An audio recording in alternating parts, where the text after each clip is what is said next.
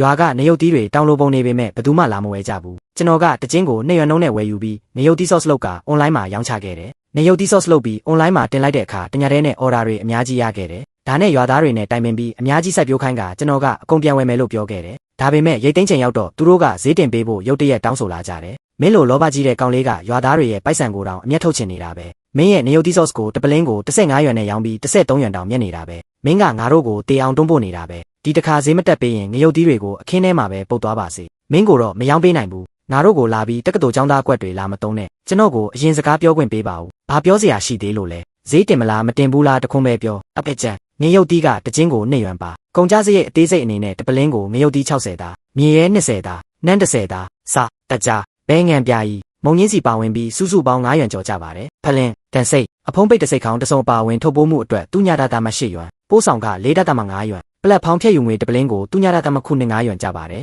်အဖပဲတွက်ကြည့်ပါ15ရွက်နဲ့ရောင်းတာကျွန်တော်လက်ထဲဘယ်လောက်ကျန်မလဲမင်းငါကိုလာမလိန်နဲ့မင်းပြောတာအမှန်လားအလိန်လားဘယ်သူသိမှာလဲမင်းကမြို့မှာတက္ကသိုလ်တက်ခဲ့တော့ဦးနောက်ကငါတို့ထက်ပိုပြေးတာပေါ့ငါတို့ကတောင်သူတွေဆိုတော့မင်းရဲ့လက်ကွက်တွေကိုမတွက်တတ်ဘူးဟုတ်တယ်မြို့ကအကျင့်တွေကိုကောင်းကောင်းတင်လာတာပဲအားလုံးကိုပိုက်ဆံရှာပေးမယ်ဆိုပြီးပြောနေရင်မဲ့အမှန်တော့ငါတို့ကိုမင်းအတွက်အခက်မဲ့လို့အားပေးခိုင်းနေတာပဲဖောက်ချတွေပြေစာတွေအကုန်ဒီမှာရှိတယ်ငါတို့မင်းကိုတခွန်းမဲမင်းမယ်ဈေးတင်မလားမတင်ဘူးလားလူပြောင်းခင်များကိုကျွန်တော်မင်းမယ်မနစ်ကစောင်းဦးတုံးကနေရုပ်သီးတွေအခင်းထဲမှာပုတ်ပြီးရင်ကောင်းတွေအုံနေတာတချင်း2ရွက်နဲ့တောင်ဘသူမှမလို့ချင်းကြဘူးအိမ်တိုင်ယာရောက်လာဝယ်ပေးခဲ့တာဘသူလဲခင်များတို့ကိုမျိုးစိတ်တစ်တွေစိုက်ဖို့လက်တွဲတင်ပေးခဲ့တာဘသူလဲအခင်းထဲမှာလောဝက်လောက်အချိန်ဖြုံးပြီးအတန်းအကွာဝေးဘယ်နှစ်စင်တီမီတာထားရမလဲဘယ်ချိန်ဘေးညွန့်တွေချွေရမလဲအပင်ညိုးယောဂါကိုဘလို့ကာကွယ်ရမလဲဆိုတာကိုတအိမ်တက်ဆင်းတင်ပေးခဲ့တာဘသူလဲအဲ့ဒါမင်းပိုက်ဆံရှာဖို့အတွက်လေပရာဟိတလုံးနေတယ်လို့မျိုးလာမပြောနဲ့မင်းဘယ်လောက်မြက်လဲဆိုတာငါတို့သိတယ်ဟုတ်တယ်မင်းကငွေများကြီးမြက်ပြီးငါတို့ကဆင်းရဲဒုက္ခခံရတာလောကကြီးမှာဒီလိုတရားမျိုးပဲမှရှိလဲကျွန်တော်တစ်နှစ်ကိုအသားတင်8000ပဲမြက်တာပါအဲ့ဒီ8000ကနေသေးလို့လာ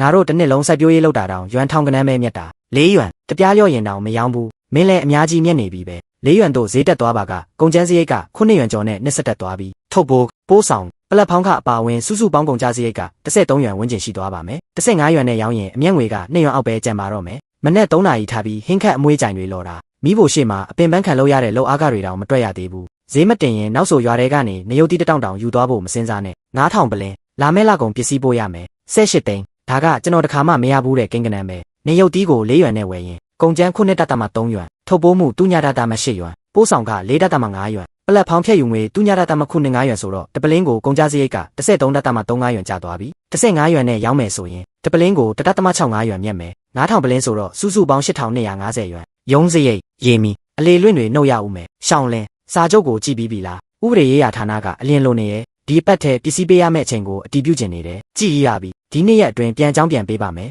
တိတ်ချိန်မဆွဲနဲ့နော်မင်းကိုအမှန်တမ်းပြောရရင်ငါတို့တထေးကမင်းရဲ့ထုတ်ကုန်ကိုတော်တော်လေးစိတ်ဝင်စားနေတာဒါပေမဲ့တခြားစားထိုးငါပြောတာမင်းနားလဲတယ်မလားနားလဲပါတယ်အဲ့ဒီငရုတ်သီးတွေတတောင်ချင်းစီကကျွန်တော်သတ်မှတ်ထားတဲ့မျိုးစိတ်အတိုင်းကျွန်တော်တင်ပေးထားတဲ့နေပညာတွေနဲ့စိုက်ပျိုးထားတာအခုအကိုင်းတွေပေါ်မှာတီးနေပြီလက်တကမ်းမှာပဲရှိပေမဲ့ကျွန်တော်လမ်းယူလို့မရဘူးတခါအလျှော့ပေးလိုက်ရင်ဒီနှစ်4ရွမ်ဆိုမနှက်ဖြန်6ရွမ်တောင်းရဲသွားလိမ့်မယ်သူတို့ကကျွန်တော်မှာတခြားကုန်ကျန်းရစရာနေရာမရှိဘူးဆိုတာကိုအပိုင်တွက်ပြီးနှစ်တိုင်းအကျက်ကင်လိုက်မယ်စီးပွားရေးလောက်ရမှာအကြောက်ဆုံးကလေဘင်းညစ်ခံရတာပဲခင်များတို့မယောင်းဘူးဆိုလဲရပါတယ်ထုတ်ပိုးမှုကအယုတ်ဆိုးလုံးလို့ကြည့်မရဘူးအွန်လိုင်းမှာတင်လိုက်တာ3ရက်နေမှ9ပလင်းပဲရောင်းရတယ်ဒီနေ့ရုပ်တီး sauce ကခောက်ဆွဲနဲ့နေစားရင်အရမ်းမိုက်တယ်ဆက်တာကအားရစရာပဲ6ကက်ကက်ဆက်တာမျိုးလည်းမဟုတ်ဘူးစားပြီးရင်အချိုတက်လေးကြံခဲ့တယ်ငယ်ငယ်ကအဖွားလို့ကျွေးတဲ့အရသာမျိုးပဲဒီမက်ချက်တစ်ခုလေးနဲ့တင်အယောင်းနဲ့တက်သွားတယ်ဝယ်ဘူးတဲ့သူတွေကထက်ဝယ်ကြတယ်ရှောင်းလင်းမင်းရဲ့ sauce ကရောင်းအားမစိုးဘူးနော်မကြာခဏပစ္စည်းလာဖို့နေရတယ်အွန်လိုင်းမှာဗီဒီယိုလေးဗာလေးရိုက်မတင်ဘူးလားကျွန်တော်မရိုက်တတ်ဘူးငါရိုက်တတ်တယ်အရင်ကစက်ယုံရဲ့ဗီဒီယိုရဲ့ဖြတ်တဲ့ဌာနမှာလုပ်ဖူးတယ်မင်းငရုတ်တီးလော်နေတော့ငါသွားပြီးတပိုင်းလောက်ရိုက်ပေးမယ်လူကြည့်များမယ်ဆိုတာအာမခံတယ်အဲ့ဒီလိုပဲတတ်မှတ်လိုက်ကြတာပေါ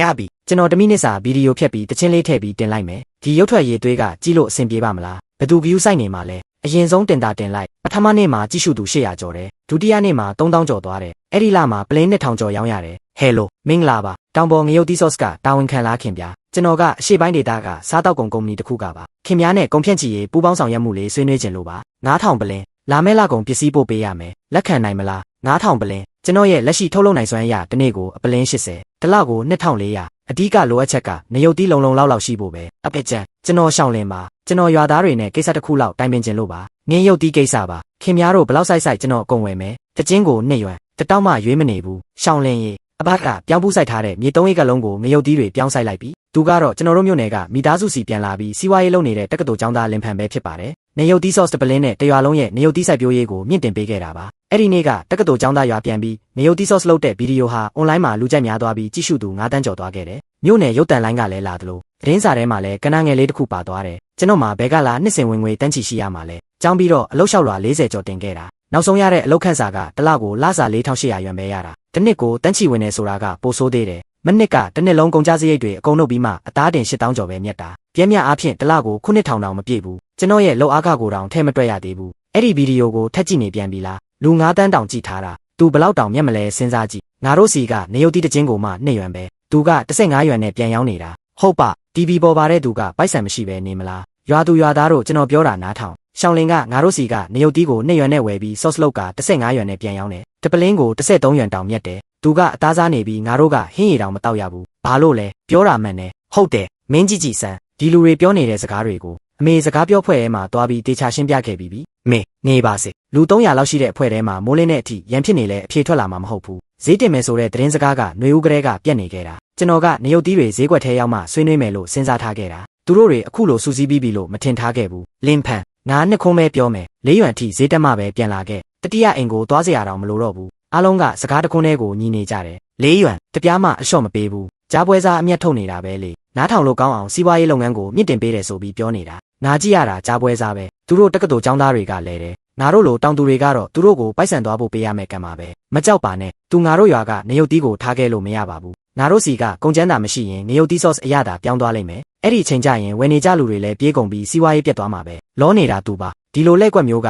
10ရက်တောင်ခံမှာမဟုတ်ဘူးမန်နေဂျာကျိုးရှောင်းလင်းပါဒီနေ့မင်းကိုနောက်ဆုံးတစ်ခေါက်မင်းမယ်စာချုပ်ချုပ်မှာလားမချုပ်ဘူးလားငါတို့ဘက်ကအစားထိုးထုတ်ကုန်နဲ့ဆွေးနွေးတာအဆင်ပြေတော့မယ်မန်နေဂျာကျိုးကျွန်တော်ကို3ရက်အချိန်ပေးပါ3ရက်အတွင်းတေချာပေါက်အကြောင်းပြန်ပါမယ်4ရွမ်ထိတက်သွားရင်တပလင်းကို1ရွမ်6မော်ပဲမြတ်တော့မယ်ပလင်း9000ဆိုတော့8000ပဲမြတ်မယ်အခုခေါ်ရမယ့်လောက်အားခတောင်မလောက်ဘူးဒါပေမဲ့ဒီအော်ဒါကိုလက်မခံရင် online ပေါ်ကနမေကောင်းတွေအစင်တက်မှတ်ချက်တွေအကုန်ပျက်စီးသွားလိမ့်မယ်သူတို့ပြောတာမမှားဘူးကျွန်တော်ဒီနေရုပ်သီးတွေကိုခွဲထားလို့မရဘူးဒီမျိုးစိတ်ကကျွန်တော်ရွေးချယ်ထားတာဒီမြေရဲ့နေရောင်ခြည်ရရှိမှုအပူချိန်ကွာဟမှုမြေစီလွာအချင်းငံတက်တွေကနေထွက်လာတဲ့အရာသာတခြားနေရာမှာပြောင်းဆိုင်လို့မရဘူးမြို့နယ်မူဝမ်ကျွန်တော်လင်ဖန်ပါကျွန်တော်ခင်များစီကကိစ္စတစ်ခုလောက်စုံစမ်းကျင်လို့ပါဘေးမြို့နယ်မှာအလွတ်ဖြစ်နေတဲ့မြေလွတ်မြေတိုင်းတွေငားလို့ရမယ့်နေရာများရှိလားဟဲလိုအကျယ်ဝင်းဘလောက်လဲဈေးနှုန်းကောဘလောက်လဲကျွန်တော်မနေ့ပြန်လာကြည့်လို့ရမလားကုန်ကျန်းဈေးတွေတက်သွားပြီးပိုးဆောင်ကားတွေလည်းတက်သွားပြီးရွာကနေရုတ်တီးအထွက်နှုန်းကလည်းမမီနိုင်တော့ဘူးဘလို့တွက်ရှုံးနေတာပဲနေပေါချင်းရှိရွာဘေးနားကချင်းရှိရွာရဲ့နေရုတ်တီးတွေမနစ်ကလမ်းဝေးလို့မသွားဖြစ်ခဲ့ဘူး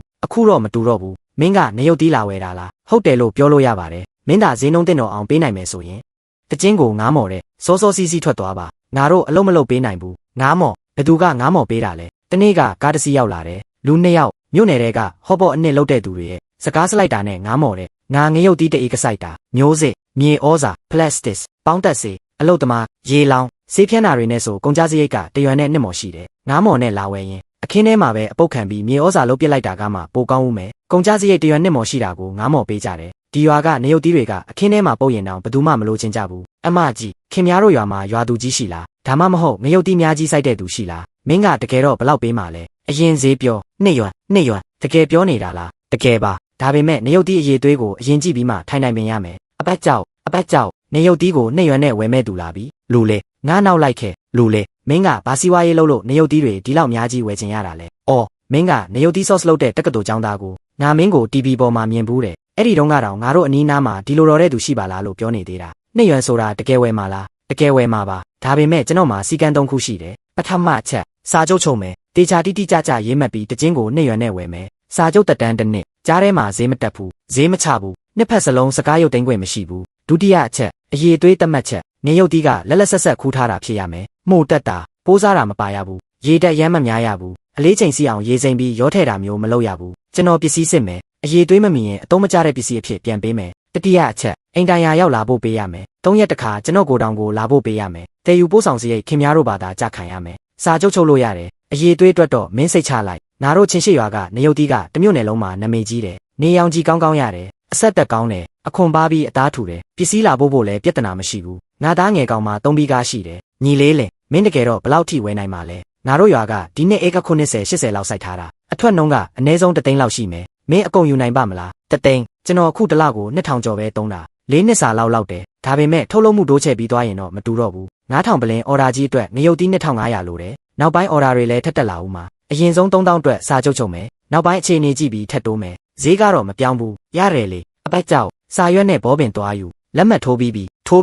နှစ်ရွယ်တော့ညီလေးလေငါ3ပြီးကားမောင်းပြီးမင်းကိုငါတို့ငရုတ်သီးခင်းတွေလိုက်ပြမယ်ငါတို့ဒီကမျိုးစိတ်ကိုကျဲခုနှစ်ပွင့်ငရုတ်သီးလို့ခေါ်တယ်စိုက်လာတာ10နှစ်ကျော်ပြီအရင်ကမြို့နယ်တွေကဆော့ဆက်ယုံတစ်ခုကိုပို့တာနောက်တော့စက်ယုံပိတ်သွားတယ်ဒီနှစ်မှာမြို့နယ်မနက်ဈေးကိုတွားရောင်းရတာတကားပြည့်တယ်သွားပြီးတဝက်လောက်ပဲပြန်ရောင်းရတယ်စားပြီးသွားရင်ရှာအောက်ခြေမှာအချိုတက်လေးကြံခဲ့ပြီးမွေးပြက်တဲ့အရသာလေးပါလာတယ်ကျွန်တော်ငရုတ်သီးဆော့စ်လုပ်လာတာတစ်နှစ်ကျော်ပြီတခုခုလိုနေတယ်လို့ပဲအမြဲခံစားရတယ်ကိုရွာကနေရုတ်သီးကဆက်တော့ဆက်တယ်ဒါပေမဲ့ရိုးရိုးကြီးဆက်တာအရသာအစင်းစင်မရှိဘူးဟင်းခတ်အမွေးကြိုင်တွေထည့်ပေမဲ့လည်းတာမန်လောက်ပဲအခုဒီမှာရက်နေတော့ပါဇက်ထဲမှာတေးလောက်အောင်ဆက်နေပေမဲ့အဲ့ဒီအချိုတက်လေးကရှာနောက်ပိုင်းမှာတဖြည်းဖြည်းပြန့်နှံ့သွားတယ်ဒါပဲကျွန်တော်ရှာတွေ့သွားပြီးစားလို့ကောင်းတယ်မလားနတ်မျောစရာပဲတန်မိုးတီးတဲ့သူမရှိဘူးအရင်ဆုံးနည်းနည်းလုပ်ပြီးစမ်းကြည့်မယ်ဖော်မြူလာဟောင်းအချိုးစားတွေအကုန်မပြောင်းဘူးနေရုပ်သီးပဲပြောင်းလိုက်တယ်မတူဘူးကိုရွာကနေရုပ်သီးကိုတဲအိုးထဲထည့်လိုက်ရင်နှာခေါင်းထဲစူးဝင်သွားတဲ့အဆက်တက်တက်ပဲကျဲခုနှစ်ပွင့်ငရုတ်သီးကအရင်ဆုံးမွေးပြန့်တဲ့အနံ့ထွက်လာပြီးအဆက်ရတာကနောက်မှလိုက်လာတာအရသာနှစ်မျိုးကရောနော်ပြီးတဆင့်တက်လာတယ်တယောက်ကို6ပလင်းမြည်ကြည့်ပေါက်စီနဲ့ရိုစာတပလင်းမြည်ပြီးတိုင်းရေတောက်ပြီးပါဇက်ကိုရှင်းထားအကောင်းဆုံးလို့ထင်းတဲ့တအုပ်စုကိုရွေးဒါကမင်းရင်လုတ်တဲ့ဟာထက်ပိုစားကောင်းတယ်ဘယ်နေရာကောင်းလဲတော့မပြောတတ်ဘူးစားပြီးသွားရင်ပါဇက်ထဲမှာအရသာကြံနေပြီးနောက်တစ်လုံးထပ်စားခြင်းသေးတယ်အရင်ဟာကဆက်တာဒါကတော့မွေးပြီးဆက်တာတော်တော်လေးกว่าသွားပြီညီလေးမင်းကုန်ကျန်းသွင်းတဲ့သူပြောင်းလိုက်ပြီလား9000ပလင်းအော်ဒါကိုကျွန်တော်လက်ခံတယ်စာချုပ်ကိုအီးမေးလ်ပို့လိုက်ပါဒီနေ့ရဲ့လက်မှတ်ထိုးမယ်9000ပလင်း35ရက်တနေ့ကိုအနည်းဆုံး143ပလင်းလုပ်ရမယ်ကျွန်တော်တယောက်တည်းအများဆုံးလုပ်နိုင်တာ80ပဲလူ9မှရမယ်ညီလေးလင်ငါမိမအိမ်မှာအားနေတာမနှက်ဖြန်သွားခိုင်းလိုက်မယ်အမဆွန်တနေ့ကို120စားတော့ကုန်ပလင်းတို့ရမယ်လုံးမလားလုံးမယ်ဘယ်နှစ်နာရီရောက်ရမလဲလူ3ယောက်ကကွင်းဆက်အတိုင်းလုံးမယ်တနေ့ကို150ပလင်းနိုင်တယ်ညီလေးလင်1200ပုံနေတာတလုံးမှမပါဘူးအရေးသွေးမိတယ်နောက်ဆိုလဲဒီစံနှုန်းတိုင်းပဲလာဖို့အညံ့တွေလာမရောနဲ့အဲ့လိုမလုပ်ပါဘူးတရွာလုံးကစောင့်ကြည့်နေတာဘသူကလှည့်စားရဲမှာလဲငါဖေကအရင်ဆုံးမှာပလင်းတို့ရင်အလေးချိန်ကိုဘယူးဆိုင်တပလင်းကိုတကျင်းရဲ့တဝက်များသွားနေသွားတာမျိုးမရဘူးရှင်တို့ဖော်မြူလာပြောင်းလိုက်တာလားအရင်ကထက်အများကြီးပိုစားလို့ကောင်းသွားတယ်အချိုတက်ကြံခဲ့တာကတော့အရမ်းမိုက်တာပဲတခါတည်းနဲ့ခောက်ဆွဲသုံးမကန်အောင်နေစားလိုက်တာလမ်းတောင်မလျှောက်နိုင်အောင်ပိုက်တင်းသွားတယ်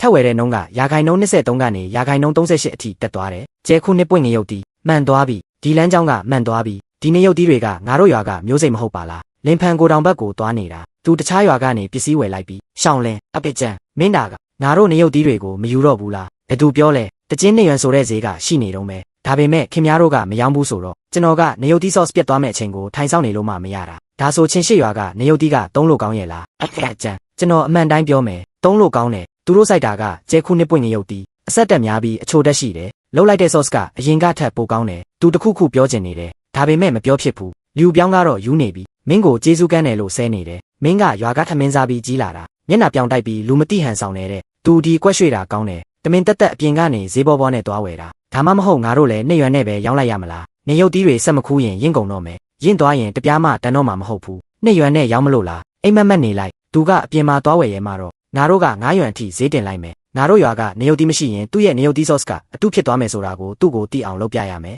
9ရွယ်နဲ့နေရုပ်တီးဝယ်ပြီး15ရွယ်တန် sauce လုပ်ရင်ကုန်ကျန်းတင်ပဲ9ရွယ်နာကတ်သွားပြီး15ရွယ်နဲ့ရောင်းရင်အိတ်ဆိုင်ပြီးအလုတ်သမားကပါရှုံးဦးမယ်ဒါပေမဲ့လူပြောင်းကအရသာကိုလောင်းကျစ်ထက်ထားတာကုန်ကျန်းပြောင်းလိုက်ရင်ဝယ်နေကြလူတွေပြေးကုန်မယ်လို့သူထင်နေတာလွန်ခဲ့တဲ့တလားကတော့သူထင်တာမှန်တယ်ဒါပေမဲ့ကျဲခုနှစ်ပွင့်ငရုတ်တီးနဲ့လုတ်တဲ့ sauce ကပိုစားကောင်းတယ်ဆိုတာ तू မသိဘူး तू မသိတာဒါကကျွန်တော်ရဲ့တခုတည်းသောနောက်ဆုံးလက်နက်ပဲဟေ့ဒီနေရုတ်တီးတွေကအရွယ်စားမမီပါလားအသွင်ပြင်ကလည်းတာမန်ပဲဒီလိုဟာမျိုးနဲ့လုတ်တဲ့ sauce ကစားလို့ကောင်းပါမလားအာခင်ဗျားကျွန်တော်ကိုဘာလို့ဝင်တိုက်တာလဲအကိုလူပြောင်းရပါတယ်ကိစ္စမရှိဘူးဒီအတိုင်းလာကြည့်တာပါဘာလဲပေးမကြည့်ဘူးလားကြည့်လို့ရတယ်လမ်းမပိတ်ရင်ရပြီကြောက်လေးကကျွန်တော်ကိုပစ္စည်းလာပို့တာရှေ့မှာပစ္စည်းရောက်နေပြီဆိုတော့သွားယူရအောင်မယ်ခင်ဗျားတို့နေရုတ်တီးကိစ္စပြောချင်ရင်နောက်မှကျွန်တော်အိမ်လာပြီးဆွေးနွေးမယ်ဒီနေ့တော့အလုံးမပြတ်ပါစေနဲ့ဟွန်းကောင်းပြီလေဒါဆိုမင်းအိမ်လာပြီးဆွေးနွေးဒါပေမဲ့ဒီမှာပဲစကားပြတ်ပြောခဲ့မယ်9ရွယ်အလျော့တင်းမရှိဘူးမင်းအပြင်ကနေယူလာတဲ့နေရုတ်တီးနဲ့လုတ်တာတေချာပေါက်အဲ့ဒီအရတာမဟုတ်ဘူးဖောက်တီတွေပစ္စည်းပြန်အမ်းတဲ့အချိန်ကြရင်မင်းတီလာလိမ့်မယ်ငါတို့ရွာကနေရုတ်တီးဒီတောင်တန်းပေါ်ကတီးတက်မြေစီရေတောင်းမိကနေထွက်လာတာတခြားနေရာတွေမှာစိုက်လို့မရဘူး